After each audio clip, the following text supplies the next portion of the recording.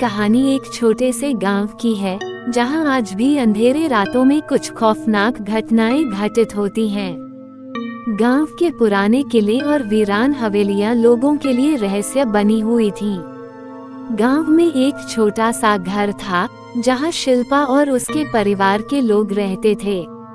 शिल्पा एक साधारण सी लड़की थी, जो गांव में रहने वाली थी और अपनी पढ़ाई पूरी करने के बाद एक अच्छे काम की तलाश में थी। लेकिन एक दिन उसके जीवन में कुछ ऐसा हुआ जो उसे और उसके परिवार को हमेशा के लिए बदल कर रख देगा। एक रात शिल्पा अपने कमरे में बैठी थी और किताब पढ़ रही थी। अचानक उसे बाहर से किसी के चीखने की आवाज आई। आवाज बहुत ही भयानक और दर्द से भरी हुई थी, जैसे कोई इंसान मदद के लिए चिल्ला रहा हो। शिल्पा डरते डरते खिड़की के पास गई और बाहर झांकने लगी, लेकिन बाहर कुछ नहीं था। उसने सोचा कि शायद वह केवल उसका भ्रम था और फिर वापस अपने काम में लग गई। लेकिन अगले कुछ दिनों में वह आवाज और भी तेज होने लगी। एक रात शिल्पा ने फैसला किया कि वह इसका सामना करेगी।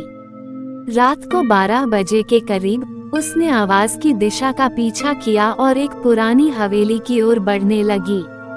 हवेली गांव के बाहर घने जंगल के बीच स्थित थी और लोग उसे भूतिया हवेली कहते थे।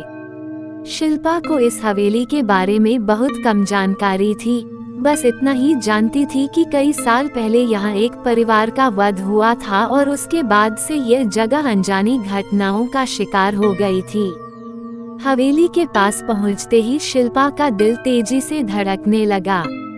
अंधेरा इतना घना था कि उसे सामने कुछ भी साफ नजर नहीं आ रहा था। जैसे ही वह हवेली के अंदर कदम रखती है, एक सर्द हवा का झोंका उसे महसूस होता है।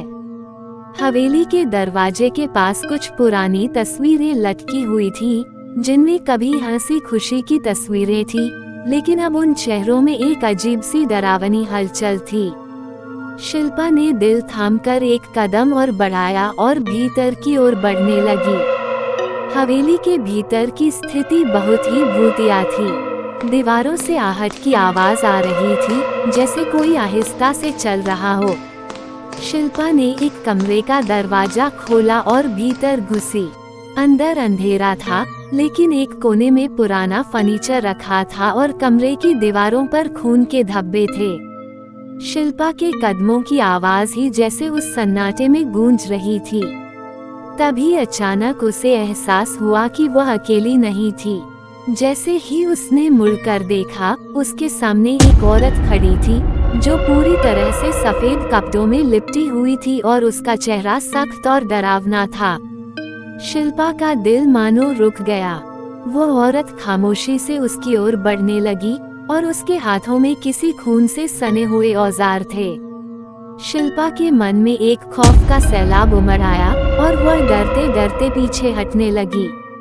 लेकिन वो औरत धीरे धीरे शिल्पा के पास पहुंची और अचानक फुसफुसाते हुए बोली, तुमने यहाँ आकर एक बहुत बड़ी गलती की है।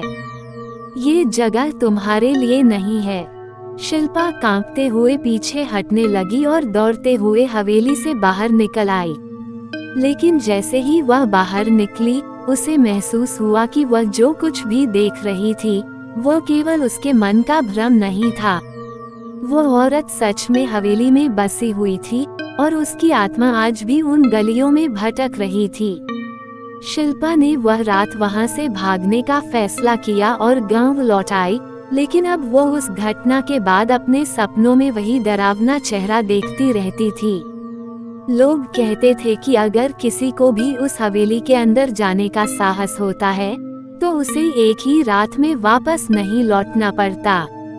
और आज तक उस हवेली में गए लोग कभी वापस नहीं आए। शिल्पा ने भी उस रात के बाद वह हवेली पूरी तरह से छोड़ दी, लेकिन उसकी यादें और आहटें उसे आज भी सताती रहती हैं। आखिरकार शिल्पा ये समझ गई कि कुछ रहस्यों को छेड़ना इंसान के लिए खतरे से खाली नहीं होता। आहट केवल एक आवाज नहीं थी, बल्कि एक चेतावनी थी कि किसी भी खौफनाक स्थान से दूर रहना ही बेहतर होता है। और इस तरह आहट पार्ट 2 समाप्त होती है। लेकिन क्या वह औरत अब भी हवेली में भटक रही है? ये सवाल अनसुलझा रहता है।